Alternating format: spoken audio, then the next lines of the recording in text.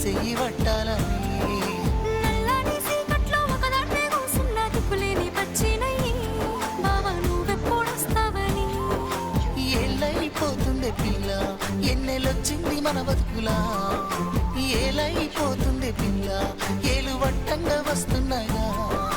ఇన్నాళ్ళ ఎడబాటు ఎడవాసిపోతుందిలే ఈ సీనయ్య గుంటున్నదే సినదారా నీ కోసము